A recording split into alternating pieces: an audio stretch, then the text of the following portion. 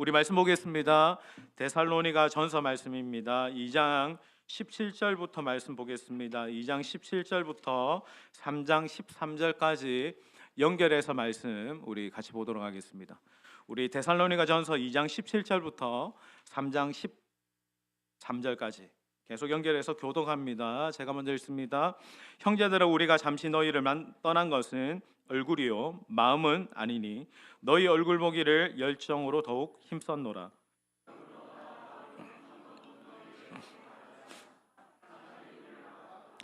우리의 소망이나 기쁨이나 자랑의 면류관이 무엇이냐? 그가 강림하실 때 우리 주 예수 앞에 너희가 아니냐? 이러므로 우리가 참다 못하여 우리만 아덴에 머물기를 좋게 생각하고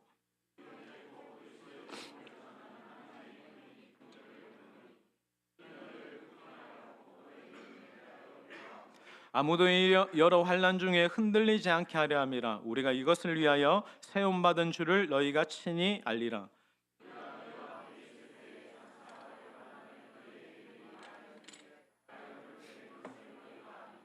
이러므로 너희가 나도 참다 못하여 너희 믿음을 알기 위하여 그를 보내었노니 이는 혹 시험하는 자가 너희를 시험하여 우리 수고를 헛되게 할까 함이니.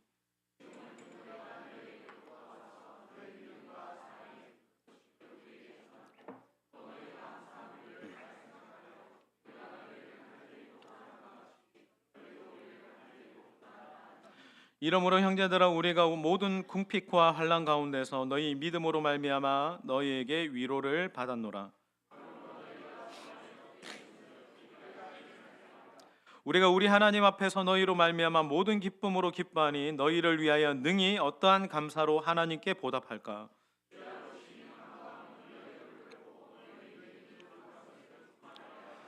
하나님 우리 아버지와 우리 주 예수는 우리 길을 너희에게로 갈 수 있게 하시오며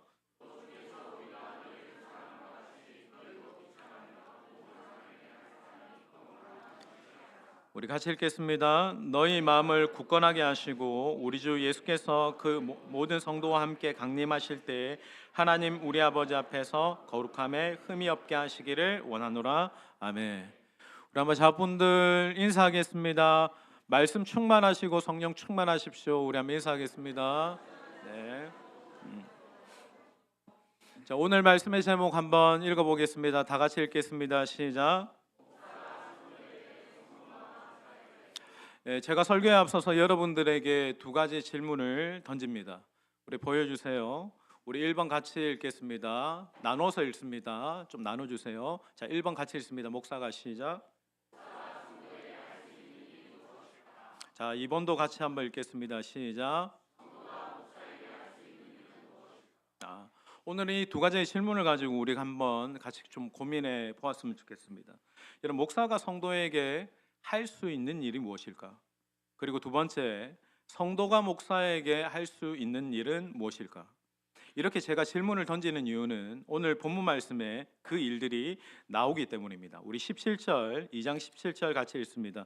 자, 형제들아 시작. 형제들아, 우리가 잠시 너희를 떠난 것은 얼굴이요 마음은 얼굴 보기를 열정. 자, 이 말씀에서 바울의 마음이 느껴지죠. 데살로니가 교회를 방문하고 싶은 사도 바울의 마음의 간절함이 나옵니다. 우리가 아시다시피 여러분, 데살로니가 교회를 사도 바울이 개척하고 겨우 3주 정도 설교한 다음에 이렇게 교회를 떠나야 했습니다. 그러니까 마음이 바울이 좋지만은 않았을 거예요. 편지를 씁니다. 편지를 쓰면서 내가 너희들에게 얼굴만 떠났지 내 마음이 떠난 것이 아니라고 이야기하죠. 그리고 내가 다시 보기를 원한다라고 말합니다. 18절에 보니까 나 바울은 한 번, 두 번 계속해서 너희에게 가고자 했다고, 내가 당신들을 얼마나 만나기를 원하는가에 대해서 이야기합니다. 자, 그러다가 매우 흥미로운 말이 등장하죠. 우리 18절 같이 한번 읽겠습니다. 그러므로 나 바울은 시작.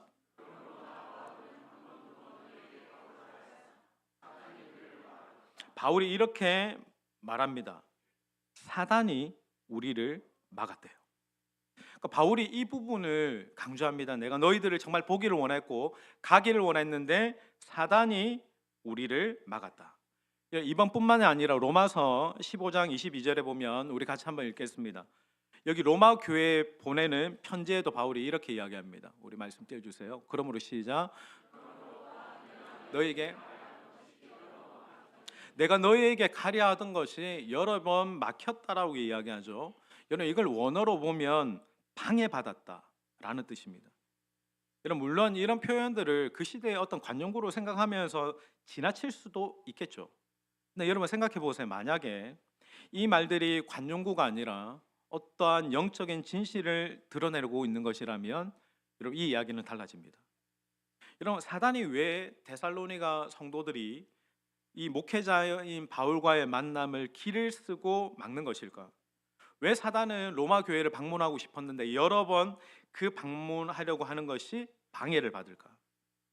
여러분 세상의 모든 결사저지에는 이유가 있습니다. 자, 사진을 보세요. 예? 뭔가 이렇게 결사적으로 막고 있죠. 여러분 모든 막음에는 이유가 있습니다. 여기에는 공을 뺏기면 안 되니까. 여러분 사단이 그것을 결사적으로 방해하고 막는다라고 한다면 거기에는 어떤 합당한 이유가 있지 않을까? 여러분 사단이 그렇게나 방해하고 막는 이유가 이 본문에는 뭐라고 지금 설명하고 있죠?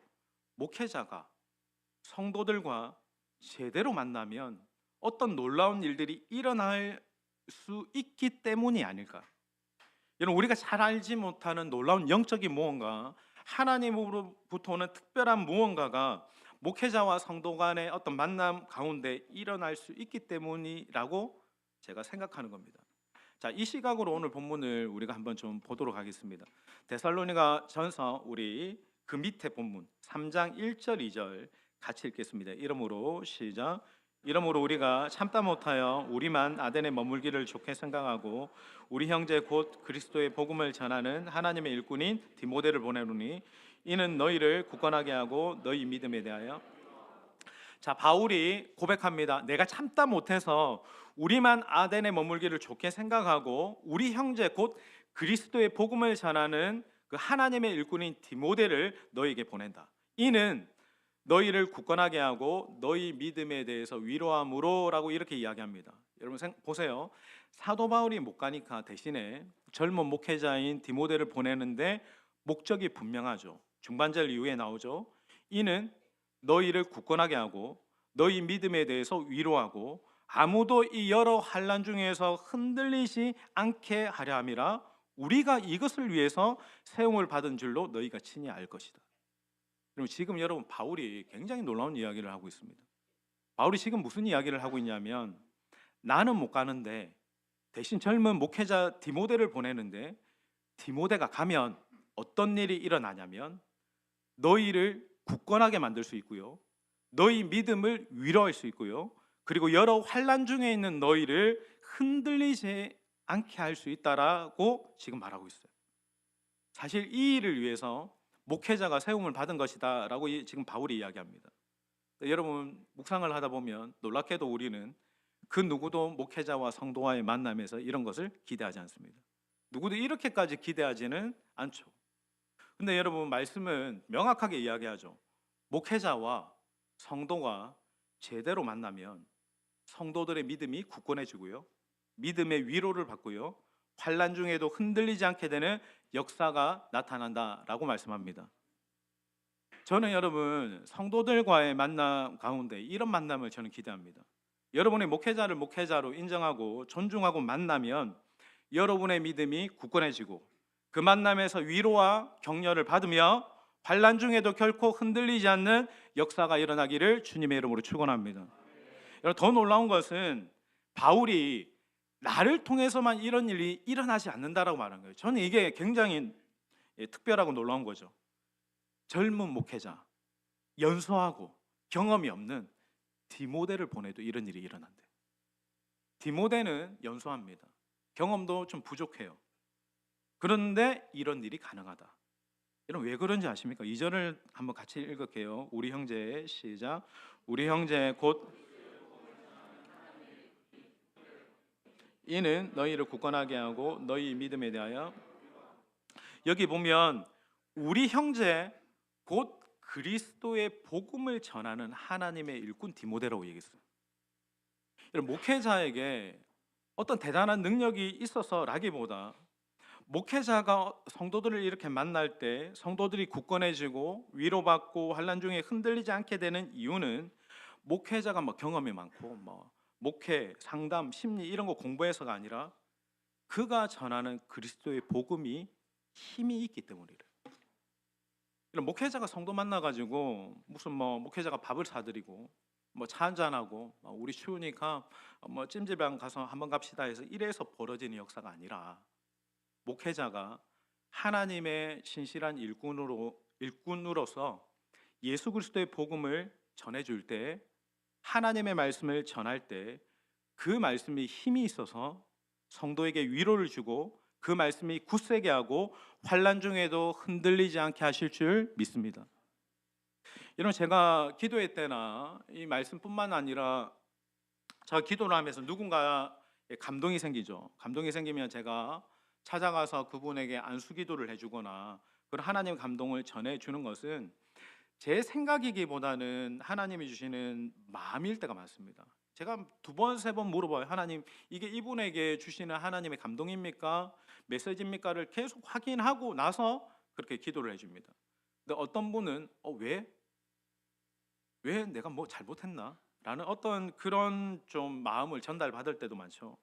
그러니까 여러분, 그런 게 아니고 목회자가 여러분들에게 주는 그 하나님의 감동을 여러분이 하나님이 주신 것으로 그대로 받으면 그 메시지가 힘이 있어서 힘을 주고 위로를 주며 흔들리지 않게 하는 역사를 이루게 한다는 거예요. 제가 주중에 7원에 이번 주 목요일인가 동기 모임을 하는 중에 제가 7원에 갔어요. 7원 교회 가가지고 동기 모임을 하는 중에 이제 한 분 집사님에게 전화가 왔어요. 전화를 통화하는 중에 이분을 위해서 제가 기도해 줘야 되겠다라는 생각이 감동이 들었고, 제가 차를 타고 오면서 하나님, 제가 이분에게 어떤 말씀을 전해줄까요? 기도하는 중에 시편 말씀이 생각이 나는 거예요. 시편 23편 말씀이 생각나면서 네가 사망의 음침한 골짜기로 다닐지라도 해를 두려워하지 않는 것은 주께서 너와 함께 하심이라. 제가 이 말씀을 그대로 전해줬어요. 집사님, 어두운 골짜기, 지금 칠흑 같은 어두운 골짜기를 지나가는 듯해도 두려워하지 마세요. 그 어둠처럼 보이는 가운데도 빛 대신 주님이 함께 하십니다. 그 위로받고 힘을 얻는 거예요. 여러분, 제가 하는 일이 아니라 하나님의 말씀이 여러분을 살리시고 위로하고 굳세게 하시기를 주님의 이름으로 축원합니다. 여러분, 우리가 무엇을 하든지 목회자와 함께 뭐 할 수 있습니까? 함께 묵상할 수 있죠. 말씀을 이렇게 묵상할 수 있고, 목회자와 뭐 할 수 있습니까? 함께 같이 기도할 수 있죠. 그리고 함께 은혜 받을 수 있는 것은 여러분이 화면교회 성도로서 가장 누릴 수 있는 가장 놀라운 축복입니다. 목회자가 같이 기도의 자리에 있자, 우리 같이 기도의 자리에 있자라고 해서 우리가 함께 있으면서 기도하고 같이 우리가 하나님의 말씀을 묵상합시다라고 할 때, 여러분들이 여기 있지 않아도 각자의 자리에서 하나님의 말씀을 묵상하고 주일날에 이렇게 함께 모여서 함께 찬양하고 예배하면 그 속에서 뭐가 일어나냐면 화답의 역사가 일어나는 거예요. 여러분, 목사만 은혜 받는 게 아니라 목사가 하는 설교, 또 묵상, 찬양, 예배 속에서 화답의 역사가 일어나서 그 찬양이, 그 말씀이 우리 영혼을 살아나게 하고 위로하게 하며 믿음을 굳건하게 하는 역사가 일어날 줄 믿습니다. 여러분, 이제 5절을 한번 같이 구체적으로 보겠습니다. 5절 같이 읽습니다. 5절. 자, 이러므로 시작. 이러므로 나도 참다 못하여 너희 믿음을 알기 위하여 그를 보내었노니 이는 혹 시험하는 자가 너희를 시험하여. 자, 또 한 가지, 목회자가 성도들을 만날 때 어떤 일이 벌어지냐면 5절에 너희 믿음을 알게 된대요. 자, 여러분 보세요. 의사가 환자를 만나면 뭐가 됩니까? 어떤 일이 일어나죠? 의사가 환자를 만나면 환자의 상태가 진단이 됩니다. 여러분, 목회자가 성도들을 만날 때도 마찬가지입니다. 목회자에게 특별한 하나님이 정말 그래도 주신 특별한 능력은 성도들의 영적 상태를 진단할 수 있는 거죠. 여기서 이렇게 강단을 쭉 봐도 알 수 있고, 조금만 대화해 보면 이분 시험 들었네, 이분은 믿음이 아직 어리시구나, 이분은 정말 장성한 믿음을 가지신 분이네, 이분은 지금 좀 계속 말씀으로 성장하고 있구나 알아요. 어렵지 않게 알 수 있습니다. 네, 여러분 진단만 하면 뭐합니까? 여러분 그래서 뭘 합니까? 10절 같이 한번 보겠습니다. 10절입니다. 시작. 간구함은 주야로 심히 간구한대요. 주야로 심히 간구한대요. 그의 영적 상태를 보고 그를 위해서 간구하는 것이 목회자의 할 일입니다. 그 새벽마다 제가 그분들의 상태를 보고 기도하는 거죠. 꾸준히 그를 위해서 부르짖어 기도하고 감동받아 때로는 그 사람에게 마음을 전하기도 하고 때로는 그 사람을 향한 약속의 말씀을 붙들고 심히 기도하는 겁니다. 그래서 여러분 성도와 목회자의 관계는 같이 밥 먹고 같이 놀러 다니고 하는 관계보다는 그게 아니라 기도로 끈끈하게 연결되어 있는 관계여야 되는 거예요. 아, 목사님이 나를 위해서 기도하고 계시네. 이것이 느껴질 때 그것이 올바른 관계인 겁니다. 제가 그래서 저는 큰 일이 있지 않고는 기도의 자리에 잘 빠지지 않습니다. 왜냐하면 저와 여러분과의 관계 형성은 그 자리에서 일어납니다. 기도 속에서 주님과의 사귐도 있지만 기도 속에서 사역자와 성도 간의 끈끈한 영적인 끈끈함이 거기에서 생기는 거예요. 그러니까 가까이서 말하지 않아도 서로가 기도하고 있으면 각자의 기도의 자리에 있으면 이분이 가는 방향 또 이분이 생각하는 것들 이분이 어떤 상태인지를 서로 진단하고 서로 충전하고 서로 위로받고 힘을 얻게 되는 자리가 여러분 기도의 자리이기 때문에 그 자리에서 믿음이 힘을 얻고 힘든 중에 어려운 중에도 흔들리지 않게 되는 겁니다. 이런 목회자와 성도 간의 아름다운 관계, 영적인 관계, 기도의 관계가 저와 여러분 사이에서 더 풍성하게 풀어지게 되기를 예수님의 이름으로 축원드립니다. 또 하나는 너희 믿음이 부족한 것을 보충한다라는 말씀을 하죠. 10절 9절 10절 하반절에 보면 너희 믿음이 부족한 것을 보충하게 하려 함이라. 그러니까 여러분 목회자가 성도를 만날 때 그 성도에게 믿음이 부족한 것이 보충된다라고 이렇게 말씀해 보세요. 성도들 중에 어떤 분들은 보면 굉장히 말을 잘하는 분들이 있습니다. 목회자보다 더 말을 잘하고 말씀을 잘할 수도 있겠죠. 성경을 한 100독 했을 수도 있고요. 살아계신 이분이 살아계신 성령님은 경험하지 못했어요. 그 영역에 마음이 닫혀 있습니다. 그러니까 이런 분이 계속 혼자 신앙생활하면 어떻게 될까? 강한 부분만 강해지고 약한 부분은 계속 약해집니다. 그래서 하나님이 목회자를 만나게 하시는 거예요. 말씀과 기도를 통해서 부족한 부분을 보충하게 하시는 거예요. 이런 어떤 분은 보면 우리 교회에 기도를 굉장히 잘하십니다. 영적으로 뜨겁죠. 근데 말씀이 무지한 분들이 있어요. 그러니까 이런 분 혼자 두면 어떻게 될까? 신앙생활이 이렇게 건강하지는 못하겠죠. 그래서 하나님이 목회자 만나게 하시는 거예요. 여러분이 목회자보다 저보다 기도 훨씬 더 많이 할 수 있습니다. 훨씬 더 많은 영적인 체험을 가질 수도 있습니다.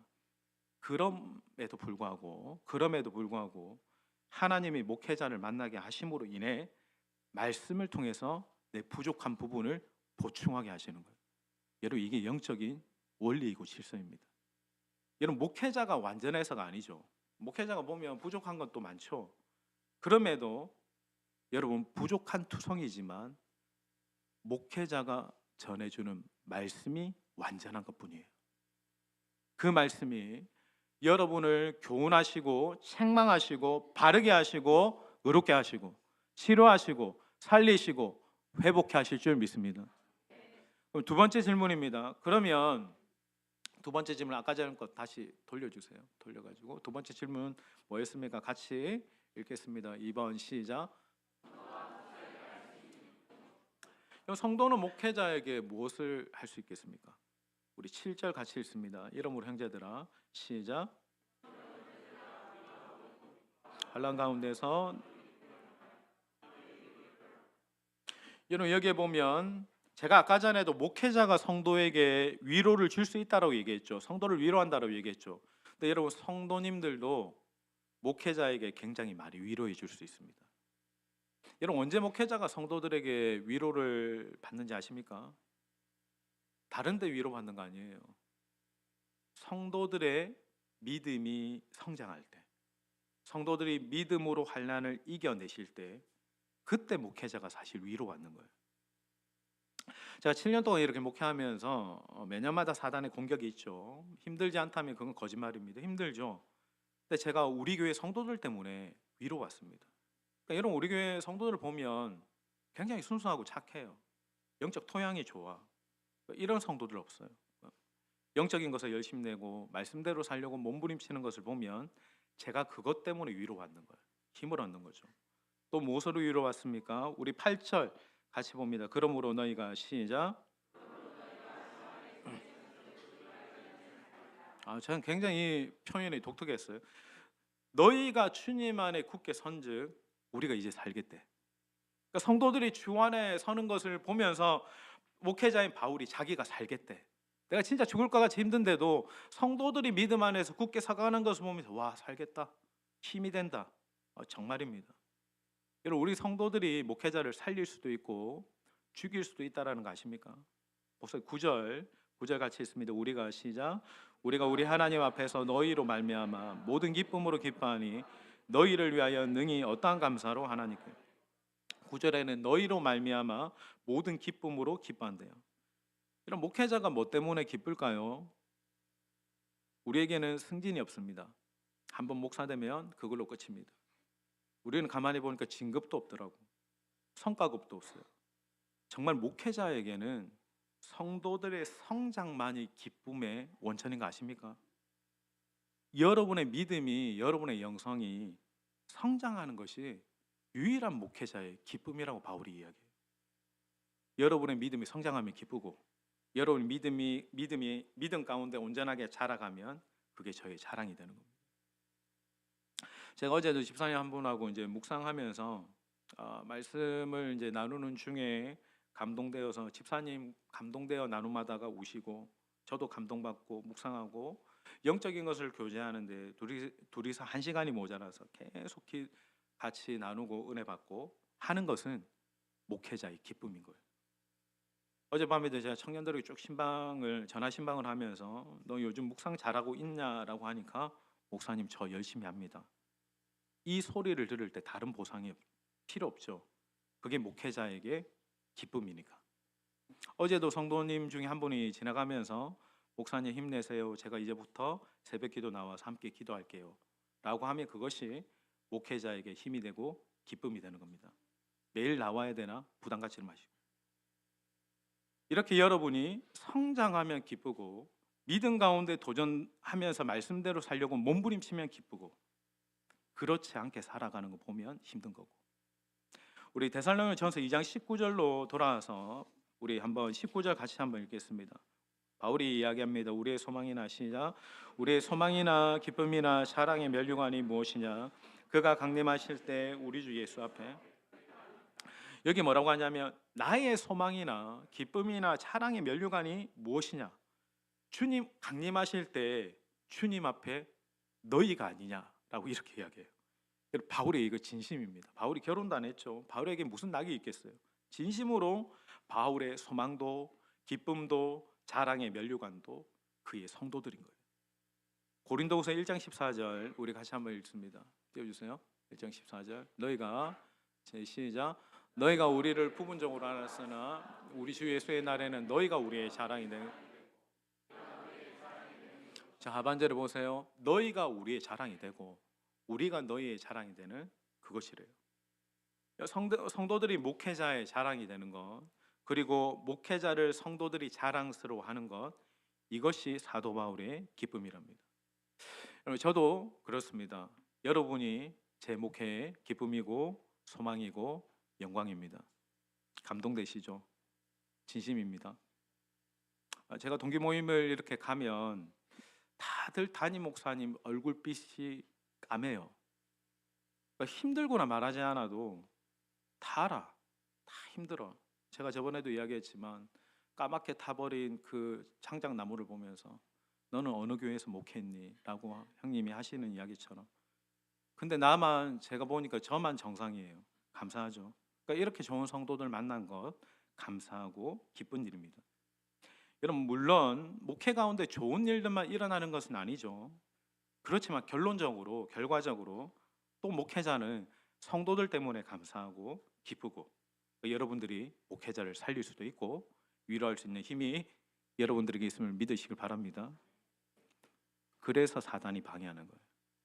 자, 다시 2장 18절로 갑니다. 2장 18절. 그러므로 나 바울은 시작. 한 번 두 번 너희에게 가고자 하였으나 여러분 이제 우리가 이게 이해가 되는 거죠. 목회자와 성도 간의 어떤 공적인 만남, 이 개인적인 만남을 통해서 하시는 일이 있거든.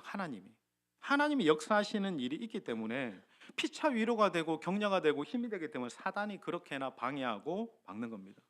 그래서 여러분 정말 그래서 여러분 공적 예배가 중요합니다. 여러분 아무리 사단이 방해해도 예배 자리에 나오셔야 돼요. 왜? 이 예배의 자리에서 목회자와 성도가 함께 만나서 찬양하고 함께 말씀 가운데 힘을 얻고 위로받고 격려받으면서 하나님의 역사를 경험하기 때문에 우리가 함께 이 자리에서 예배할 때 그리고 여러분이 앞에서 목회자가 전달하는 그 말씀이 여러분의 귀에 들려지고 마음판에 새겨질 때 위로받고 격려받고 환난 중에도 흔들리지 않는 힘을 얻기 때문에 그런 하나님의 역사가 있기 때문에 여러분 예배자리에 나오셔야 돼요. 주일 예배, 금요기도에 시간 나면 나와서 이 약속하신 말씀의 그대로의 하나님의 역사를 경험하는 저와 여러분이 되시길 예수님의 이름으로 축원드립니다. 여러분 말씀을 제가 마무리합니다. 오늘 말씀의 제목은 목사가 성도에게, 성도가 목사에게 할 수 있는 일을 이야기했습니다. 제가 한 5가지씩 정리해봤습니다. 한번 보여주세요.